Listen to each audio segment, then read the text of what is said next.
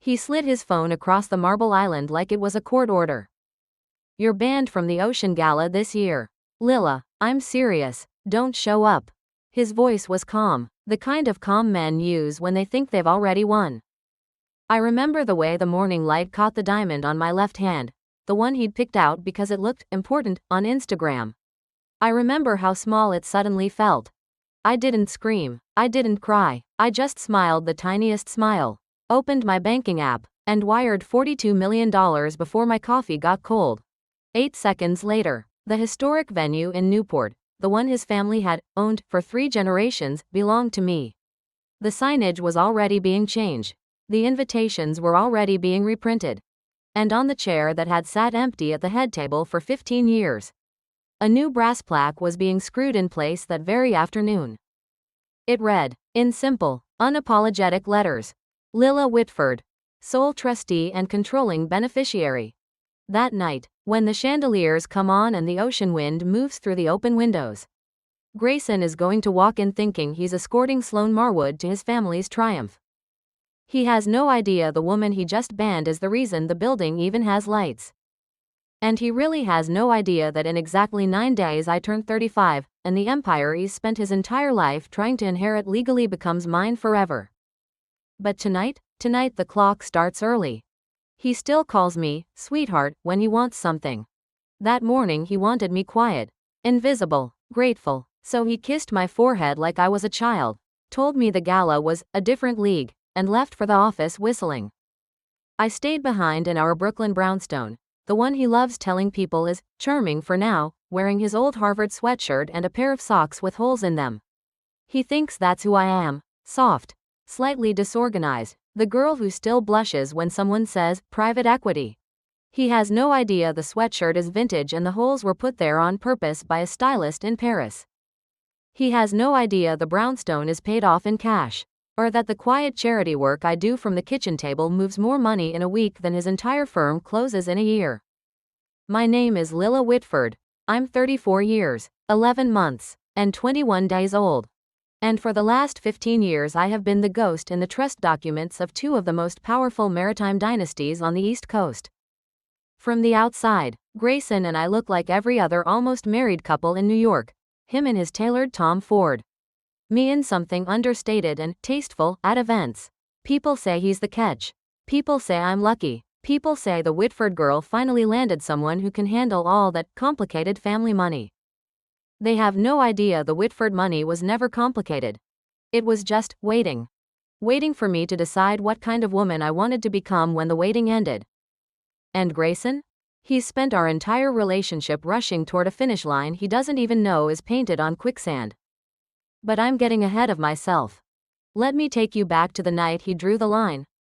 And the morning I quietly erased it. It was a Thursday in late May. The kind of evening where the city smells like warm asphalt and possibility. Grayson had come home late, again, still buzzing from some closing dinner at Le Bernardin. He dropped his Brioni jacket on the bench like he was already moving into the life he thought was waiting for him. He poured himself a scotch, leaned against the counter, and said it like he was telling me the weather. "Listen, Lila, the Ocean Gala this year is different. It's not just another fundraiser. It's the announcement, the rebranding. The board wants a new face for the next century of Cavendish Maritime. And that face needs to look," he paused, hunting for a word that wouldn't sound cruel but still cut, polished, unified. Sloane gets it. She grew up in that world. She speaks the language. I was folding laundry on the kitchen island, his shirts. Because I still did that. Because it kept me invisible. I kept folding. One cuff, second cuff, perfect crease. "Sloane Marwood?" I asked, voice soft, curious, harmless. "Exactly," he said, relieved I wasn't fighting yet. "She's been consulting on the sustainability pivot. The donors love her, and frankly, sweetheart, you get flustered when someone asks about cap tables. I can't have you standing there looking lost while we raise $200 million in one night." He took a sip, smiled the smile that used to make my knees weak, and delivered the killing blow like it was mercy. "You'd hate it. You'd feel out of place. And honestly, I can't risk you becoming a distraction. So just sit this one out. Stay home, wear something comfortable. I'll FaceTime you when I accept the Legacy Award." He laughed, like we were in on the same joke. I folded the last shirt, set it on the stack, and looked up. So I'm banned, I said, just to hear how it sounded out loud. He shrugged, already scrolling his phone. If that's how you want to put it, it's for your own good. Lila, some rooms aren't built for everyone. He kissed the top of my head, the way you pat a dog you're about to leave at home, and walked upstairs to try on the midnight blue tux he'd had made in Naples. I stood there in the quiet kitchen, listening to the ice melt in his glass, and felt something inside me click shut. Not break, click. Like the last tumbler falling into place in a lock that had been waiting 15 years to turn. That was the moment the girl he thought he was protecting disappeared. And the woman who had been waiting in the dark took her first full breath. I didn't sleep that night. I sat on the window seat in the dark, knees pulled to my chest, watching the city lights flicker across the East River. Grayson was upstairs snoring, peaceful, victorious, completely unaware that the mattress he was lying on had been paid for by the same woman he'd just declared too small for his future. I opened the secure app on my phone, the one that looks like a simple meditation timer to anyone who glances over my shoulder. One tap. A dashboard glowed to life. Trusts, holdings, maritime routes, cargo values, charitable commitments, numbers so large they don't even feel real anymore. At the very top, in red, a countdown I had watched every day for 15 years. 9 days until beneficiary age requirement met. Whitford Cavendish Irrevocable Trust. I was 19 when my father died. 19 when the newspapers called me the orphaned heiress, and the old men in blazers patted my hand and said, "Don't worry, darling, we'll take care of everything." I learned very quickly that take care of everything meant take everything. So I disappeared on purpose. I let them put a kindly 70-year-old trustee in front of the cameras. I let them believe the Whitford girl was fragile, shy, better suited to planting community gardens than running a shipping empire. I signed every document from a library Carl at Yale under a fake middle name. I learned to speak softly and carry a very large, very silent stick. But the part Grayson never knew, the part almost no one knew, was the debt his own mother still carried. 15 years ago, Cavendish Maritime was bleeding out. A bad acquisition, a hurricane cluster, 3 sunken vessels. The banks were circling. My father quietly refinanced their entire fleet through a shell company I now control. He saved 38,000 jobs, including Grayson's father's. He never asked for credit. 2 weeks later he was gone, private plane. Storm over the Atlantic. Mrs. Eleanor Cavendish came to the memorial alone, dressed in black, eyes swollen. She found me in the garden, pressed a thick cream envelope into my shaking hands, and said only 6 words. "Your father gave me back my family. When you turn 35, I give you mine." Inside was the irrevocable trust amendment, signed by Eleanor herself, witnessed, notarized, ironclad. On my 35th birthday, now 9 days away. Every share she controls, every seat on every board, every dollar in every foundation bearing the Cavendish name, rolls over to me, permanently. No appeal, no clawback. She did it so no one could ever hurt me the way they hurt her when she was young and powerless. She did it so I would never have to beg. And Grayson, her golden son, her pride, the man who just banned me from his future, has spent our entire relationship treating me like the charity case his mother once was. The irony tasted like copper in my mouth. I closed the app, set the phone down, and started making calls. Quiet ones. The kind that don't leave footprints.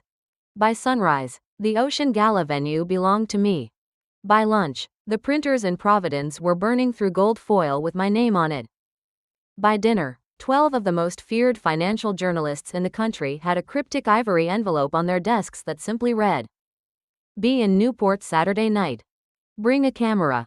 The tide is turning." Grayson came home at 10, loosened his tie, and asked if I picked out something to wear while he was gone. "Maybe that blue dress you wore to the Hamptons last summer? Cute, but not too try hard." I smiled the same small smile I'd given him that morning. "Don't worry," I said, "I've got everything handled." He laughed, kissed my forehead again, and went to bed dreaming of the spotlight that was never his to begin with. 9 days. But some debts come due early when you write the ban in the wrong person's blood. The first crack appeared 3 weeks before the gala. I was in the kitchen making tea, the way I always do when I need to look harmless, when Grayson's laptop chimed on the counter. He was in the shower, singing off key like he owned the world. The screen lit up with an email preview. Subject: Final draft, Whitford Cavendish transition announcement. From Sloane Marwood. I shouldn't have looked. But the preview line was right there, glowing. Once the conservatorship is granted, the new entity, Cavendish Marwood Ocean Initiative, will assume full control of all Whitford assets. My blood turned to ice water. I opened it, one click. No password, because Grayson never thought the quiet girl in his sweatshirt was a threat. Inside was everything. A 47-page media plan. A forged psychiatric evaluation claiming I'd been increasingly unstable since my father's death. A petition to the New York Surrogates Court to have me declared incapacitated, signed with a very convincing version of my own handwriting. And at the very end, the piece that made my vision tunnel. A new foundation logo. Cavendish Marwood Ocean Initiative. Chairwoman, Sloane Marwood. Vice Chairman, Grayson Cavendish. They weren't just stealing the gala. They were stealing my name, my father's name, my entire bloodline, and planning to announce it to the world while I sat home in Brooklyn watching on Instagram Live. There was even a line about how compassionate guardianship would allow them to protect the legacy from emotional mismanagement. I closed the laptop softly, walked to the sink, and poured the tea down the drain. It looked like blood in the white porcelain. That night I stopped pretending. I flew to Zurich the next morning, commercial, middle seat, baseball cap, and sat in a windowless room with 3 trust attorneys who have never met me in daylight. We opened the vault. We opened the amendment Eleanor Cavendish signed the week my father died. We opened the countdown. And then I asked them one question. Can we move the effective date forward if there is proven fraud against the beneficiary? They smiled the way sharks smile. Yes, Ms. Whitford, the moment fraud is documented, the age clause becomes optional. So I came home, kissed Grayson on the cheek when he asked why I'd been distant, and started baiting the trap. I fed them exactly what they wanted to see, a girl unraveling. I left printed therapy notes on the dresser, carefully fabricated, of course. I let Sloane find me crying in the MoMA sculpture garden and confide that I wasn't sure I could handle the pressure of the family name anymore. They took the bait so fast it was almost sad. Almost. By the time Grayson told me I was banned, they had already scheduled the court filing for the Monday after the gala. They were so sure the quiet girl would stay quiet. They forgot the quiet girl had spent 15 years learning how oceans work. Currents don't fight the storm. They wait beneath it. And when the time is right, they pull everything under without a sound. I was done waiting. Saturday was coming. And the tide always wins. The week before the gala, I became a ghost in my own life. I let Grayson see me forget lunch dates. I let Sloane catch me staring too long at old photos of my father. I even scheduled a fake nervous breakdown in front of the doorman so the story would get back to Mrs. Eleanor, who, bless her, never breathed a word. Meanwhile, in rooms Grayson will never know existed, the real work was happening. First call, the venue in Newport. I didn't just buy it. I bought the holding company that owned the land, the dock, the helipad, and every blade of grass on the cliff. 42 million wired before the ink was dry. The staff were told only that the event was now privately sponsored. They didn't ask questions when the paycheck tripled overnight. Second call, the printers in Boston. Every invitation, every program, every place card, destroyed and remade. Gold foil, heavier stock, one name now centered in quiet. Perfect script, Lilla Whitford. Third call, my security team. 6 former Secret Service, dressed as catering captains, earpieces, body cams, a private server that live streamed to a locked channel only 12 journalists would ever see. Fourth move, the bait. I created a single file titled, Whitford Cavendish Succession Plan, Confidential. Inside were forged minutes suggesting I was voluntarily stepping down for health reasons and naming Sloane as successor. I watermarked every page with invisible trackers tied to their specific logins. Then I left Grayson's laptop open to it while I napped on the couch. They downloaded it within 6 hours. By Thursday night, the file had been opened on a server registered to Marwood Consulting. then forwarded to 3 offshore accounts and one very nervous trusts and estates judge who suddenly cancelled his Hamptons weekend. Friday morning I received the ping I'd been waiting for. Fraud confirmed. H clause waived. Trust amendment activated early. At 11:42 a.m. on the day before the gala. Legal ownership of 68% of Cavendish Maritime Group and 100% of the Whitford Foundation transferred to me. Quietly. Irrevocably. I closed the laptop, walked upstairs, and laid out the dress I would wear tomorrow night. Not soft blue. Not tasteful. Black silk so dark it swallowed light. High neck, long sleeves, back cut down to the base of the spine like a blade. On the hanger it looked severe. On me, it would look like judgment. Grayson came home at 9, flushed from final rehearsals with Sloane. He kissed my cheek and said, "You okay, sweetheart? You've seemed off." I touched his face, the way you touch something you're about to throw away. "I'm perfect," I said. "Tomorrow is going to be unforgettable." He smiled, thinking I meant for him. I smiled back, thinking of the brass plaque already bolted to the chair at the head table. And for the first time in 15 years, I slept like a woman who no longer had anything left to lose. Because tomorrow night, the girl they banned was going to walk in the front door. And the empire they tried to steal was going to open it for her. The drive to Newport took exactly 92 minutes. I didn't take the helicopter. I wanted to feel the road under the tires. Wanted the salt wind through the open window. Grayson had left hours earlier with Sloane, texting me a single heart emoji and a promise to make the family proud tonight. I wore the black dress under a simple trench coat.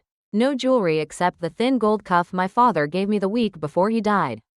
The cuff has a tiny inscription on the inside, for when you're ready to be seen. I was ready. When the car crested the last hill, the estate appeared like a wedding cake made of light. Every window blazed. The lawn crawled with valets in white jackets. The ocean behind it was black glass under a half moon. And across the entire facade, where generations of Cavendish men had hung their name in 10-foot bronze letters. Fresh scaffolding still smelled of paint. Now it read, in the same font, the same size, the same arrogance. Lilla Whitford Ocean Gala. Grayson's name was nowhere.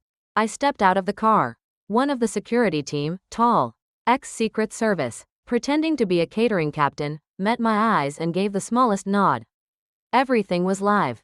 The line at the entrance was 100 people deep, senators, shipping magnates, 2 princesses, 3 billionaires who hate each other. Phones flashed. The red carpet hummed with that particular Hamptons sound, money recognizing money. Then I saw them. Grayson and Sloane, arm in arm at the top of the marble steps, posing for the photographers. He wore midnight blue. She wore champagne silk that caught every light. They looked like the announcement they thought they were about to make. Their invitations were scanned. The handheld reader beeped red. "I'm sorry, sir," the woman at the podium said, polite but firm. "These credentials are no longer valid." Grayson laughed, the easy laugh of a man who has never been told no. "There's obviously a mistake. I'm Grayson Cavendish. This is my family's. New credentials were issued this morning. Sir, your names are not on the list." Sloane's smile froze. "Check again. We're co-chairs." The woman simply turned the screen around. "Guest list, final. Authorized by Lilla Whitford, sole trustee." Grayson's face went the color of old paper. I walked up the steps slowly. Trench coat open now, heels clicking like a countdown. The crowd parted without realizing why. Cameras started turning toward me instead of them. Grayson saw me first. His mouth opened. Nothing came out. Sloane recovered faster. "Lilla, honey, this is ridiculous. Tell them who we are." I stopped one step below them, so I had to look up, just enough to make the moment last. "I'm sorry," I said, loud enough for the microphones that had suddenly appeared. "Guests without current invitations will have to wait outside." Then I walked past them, between them, into the ballroom that now belonged to me. The ballroom was a cathedral of candlelight and salt air. Hundreds of round tables, white orchids so tall they looked like they were drowning. A string quartet in the corner. And at the very front, on a low dais facing the ocean, one long head table. One chair. My chair. The brass plaque caught the chandeliers like a warning. Grayson and Sloane were escorted in through a side door 5 minutes later, faces pale. security politely gripping their elbows. They were seated at table 12, near the kitchen, half hidden behind a pillar. The demotion was so obvious no one even pretended not to notice. I took my place at the dais. The lights dimmed. A single spotlight found me. The quartet stopped mid-phrase. You could hear the waves outside. I didn't need a microphone. The room was already holding its breath. Good evening, I said, voice low, warm, almost kind. Some of you have been coming to this gala for 30 years. Some of you flew in this morning. All of you were told tonight was about legacy. I let that word hang. Legacy is a funny thing. People think it's a name on a building, a crest on a tuxedo pocket, a toast at the right table. I turned slightly so the spotlight carved my shadow across the entire back wall. Tonight I'm going to show you what legacy actually looks like when someone tries to steal it. Behind me, the massive screen that usually showed pretty ocean footage went black. Then one document appeared. A trust amendment, dated 15 years ago, signed in shaking but determined ink by Eleanor Cavendish. Gasps rippled outward like circles in water. The next slide, the forged psychiatric report bearing my name. Then the email chain between Grayson and Sloan titled, Operation Quiet Transfer. Then the offshore accounts. Then the watermarked succession file they had opened, downloaded, and forwarded to a judge who was currently on a plane to anywhere but here. Every click of the remote was a gunshot. When the final slide appeared, the live transfer confirmation from this morning. 68% of Cavendish Maritime now resting under Whitford Family Holdings. The silence was so complete I could hear Sloane's champagne glass slip from her fingers and shatter on the marble. Grayson stood up so fast his chair fell backward. Lila, his voice cracked across the room. Raw, pleading, small, whatever this is, we can fix it at home. I finally looked at him, really looked, for the first time all night. No, Grayson, I said gently, this is home. And then the side doors opened. Mrs. Eleanor Cavendish walked in wearing midnight velvet and 15 years of guilt. She didn't look at her son. She walked straight to me, took my hand, and turned to the room. 15 years ago, she said, voice steady, a 20-year-old girl lost her father and still found the strength to save 38,000 families. Including mine. I promised her then that when she was ready, I would give her what was freely given to me, a future. She faced Grayson. I kept that promise tonight. You're welcome. Then she did something no one in that room will ever forget. She stepped aside and bowed her head to me. The applause started slow, one person, then 10, then the entire front tables rising. Not polite, thunderous, the sound of an empire recognizing its real owner. I waited until it crested. Then I walked down the single step from the dais, across the ballroom, past every table that had once turned its back on a grieving teenager, and stopped in front of the fallen chair Grayson had knocked over. I righted it. I sat, and I looked straight at him, still standing, still trying to find words that no longer existed. You wanted to protect your legacy from someone like me, I said, soft enough that only the front tables heard, loud enough that it will be quoted for years. Turns out your own mother protected it, by giving it to me. I raised my glass to the room. To the ones who wait in silence, I said, the tide always comes back. And every person in that ballroom, except 2, drank. I still have about 800 words to the final empowerment line and the quiet walkout moment. The jazz band never started back up. Someone had the good sense to leave the silence exactly where it belonged. Grayson was still on his feet, mouth working like a man trying to breathe underwater. Sloan had sunk into her chair, arms wrapped around herself like the champagne silk could still protect her. I stayed seated in the single chair that had waited 15 years for my weight. One of the journalists, the one from the Journal who never smiles, raised her phone and asked the question everyone else was too afraid to voice. Ms. Whitford, this is your fiancé. Are you ending the engagement tonight? I set my glass down slowly. No, I said, and the room leaned in. The engagement ended the moment he decided my worth was something he could vote on. Then I stood. Not fast, not dramatic, just the quiet, inevitable rise of someone who no longer has to ask permission to take up space. I walked to the edge of the dais, looked out at every face that had pitied me, every hand that had patted me, every smile that had said poor little rich girl. And I spoke the last truth of the night. Some of you were kind when I was 19 and drowning.